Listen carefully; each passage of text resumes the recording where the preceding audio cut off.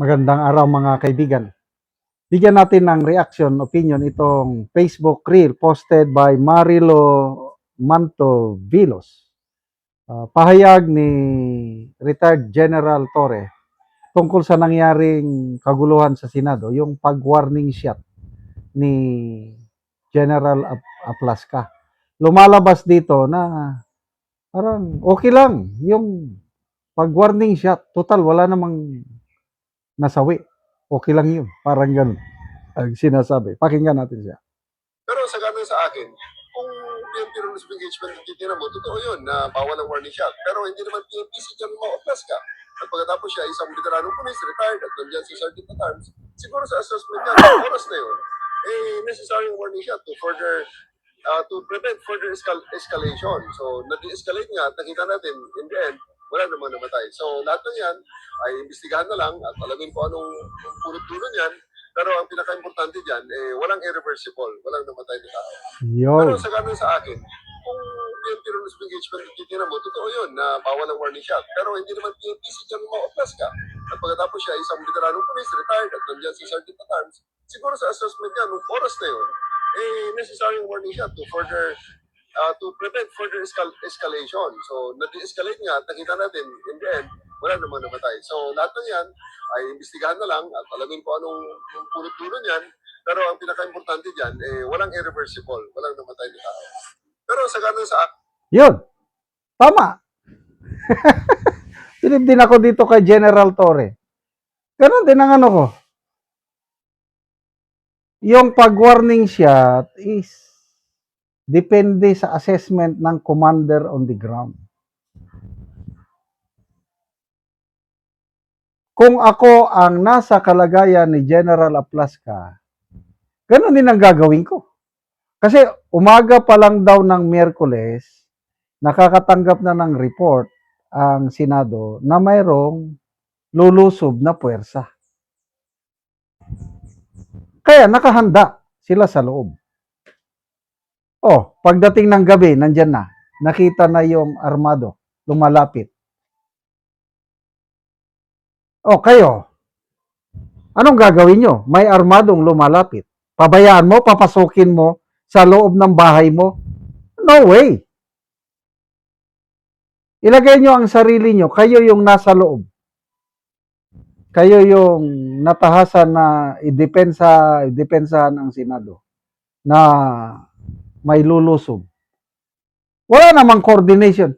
Ang Senado is part of government. Co-equal branch ng executive. Ang NBI, part of government. So bakit ang punot dulo dito, ang nakita ko, walang coordination ang NBI. Bakit armado sila with long firearms, naka-vest at lumapit na sa Senado? Yun ang punot dulo dahil walang coordination. So ulitin ko, walang nilabag si General Aplasca dahil kung ako ang nasa kalagayan niya, warning shot. Pang! Ang masama, kung nervyoso, pag kita armado, pinaputukan, yung talagang may intention to harm, kasi yung warning shot pataas man. Ang masama kung pinaputukan diretso. Yun lang, warning shot. Ang assessment ko dyan, yung mga putok, although walang intention both sides na saktan ang bawat Nung may pumutok, parang takutan na lang sa putok. Takutan sa putok at lumalabas, mga Marines yung nandun sa loob. Veterano yun eh. I don't know how many Marines, but I'm sure, kargado ang mga yan. I don't know rin kung NBI agents, kung anong kwan. Putukan na. Malala ko tuloy yung nasa serbisyo pa ko, ma-encounter kami. Ang aming mga sundalo, talagang marami kaming bala. Talagang grabing paputok pag nag-encounter na. Ako pa ang ceasefire. Hindi yung putok na lang ng putok ng sundalo. Mamaya pagkatapos ng encounter, mag-submit ng ng ammo expenditure. Ang dami yung i-report nila na naubos nilang bala. Tapos kakaunti naman ang aming resulta. Isang body count lang ng NPA, isang armas lang. Tignan mo yung balang na consume, ang dami. Kasi nga, kulang sa fire discipline ang mga sundalo nung una. So, gano'n ang nangyari, takutan yung paputok. Mabot daw ng 30 minutes eh. Tama si General Torre, at least, walang namatay. Yun lang, naging sikat tayo sa buong mundo. Biruin mo yan?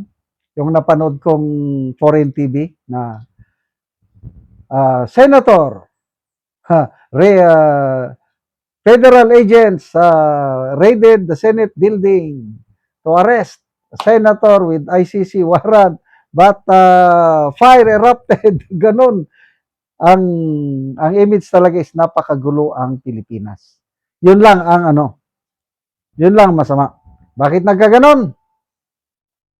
Weak governance, weak leadership. Ano sabi ng Pangulo?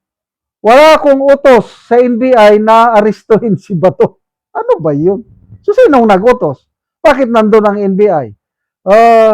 Wala akong utos. Sabi niya, mamaya, tinawagan ko si NBI Director para paalisin na ang NBI sa Senado. Hindi siya nag-utos. Tapos, wala talaga, ang hina. Kaya, malala ko si Congressman Lawrence Defensor, in interview ng Billionaire News, sabi niya, the President is very indecisive. Kaya nagkakaganito tayo dahil sa mahina ang leadership niya, walang klarong direksyon, sabi niya. Lalo na sa flood control, walang concrete example na napakulong yung mga ano. So agree ako because of indecisiveness ng liderato sa executive. Kaya ito, nagkakagulo tayo. Salamat mga kaibigan sa inyong pagsubaybay sa channel na ito. Nakakatulong kayo ng malaki sa tribong Talandig ng Bukidnon dahil ang income natin sa channel na ito is pantulong sa tribo. Namimigay tayo ng libreng yero at pako para makapagpatayo naman sila ng mas maayos na tirahan. Panoorin nyo ang video na ito. Nauna ko sa balay sa tabangan na mo og yero. So muna ni ang itsura sa kadako sa buslot sa iyang utop. Kita yun nato nga dagko na gyud og buslot.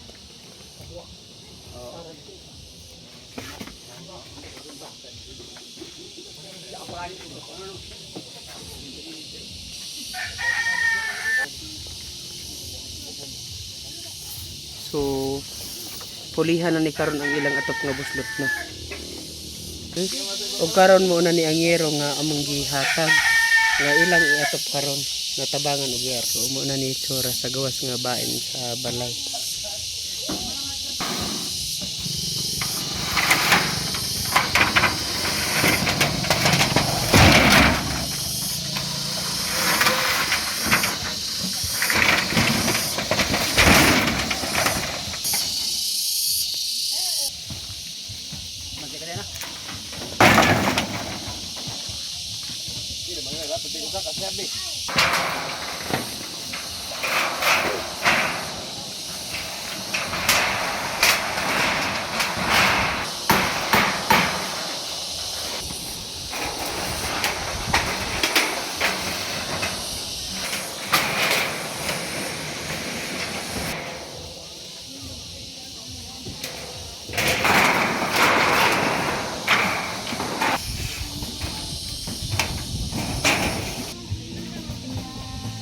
O karon humanagid sa pag-atop ang among ginatabang nga yero.